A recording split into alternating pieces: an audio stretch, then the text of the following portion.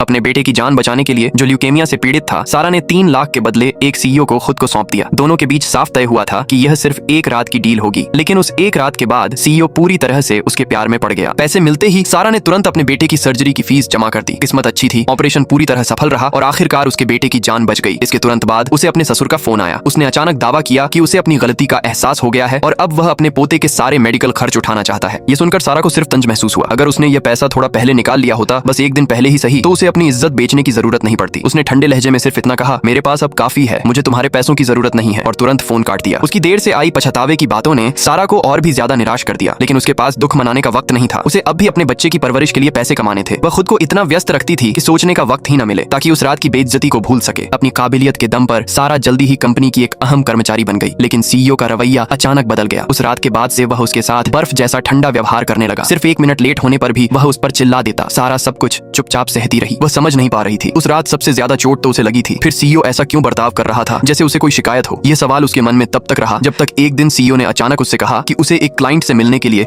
उसके साथ रेस्टोरेंट चलना होगा। लेकिन जैसे ही सारा होटल के अंदर कदम रखती है, वह वहीं ठिठक जाती है। यही वही होटल था जहां उस रात सब कुछ हुआ था। अपमान से भरी यादें एक साथ लौट आईं और उसका पूरा शरीर सख्त हो गया। उसे लगा कि सीईओ ने जानबूझकर ऐसा किया है और वह तुरंत फट पड़ी। लेकिन सीईओ ने सफाई दी कि यह जगह क्लाइंट ने चुनी थी और उसे पहले से कुछ पता नहीं था। सारा ने एक भावहीन चेहरा बना लिया और कोई भी बहाना सुनना नहीं चाहा। डिनर टेबल पर वह लगातार अपने फोन को देखती रही। सीईओ की भौहें सिकुड़ गईं। उसे शक हुआ कि शायद वह किसी और आदमी से मैसेज कर रही है, और सचमुच अगले ही पल सारा ने वॉशरूम जाने का बहाना बनाया और कॉल करने लगी। सीईओ का शक और गहरा हो गया। वह भी कॉल करने का नाटक करते हुए उसके पीछे चला गया, लेकिन उस वक्त सारा सिर्फ अपने बेटे से बात कर रही थी। उसे गुड नाइट कह रही थी। फोन पर बोले गए कुछ नरम शब्द ही सीईओ के दिल में आग लगाने के लिए काफी थे। उसकी जलन आसमान छूने लगी और उसे यकीन हो गया, क्या सारा पहले से ही किसी और के साथ है?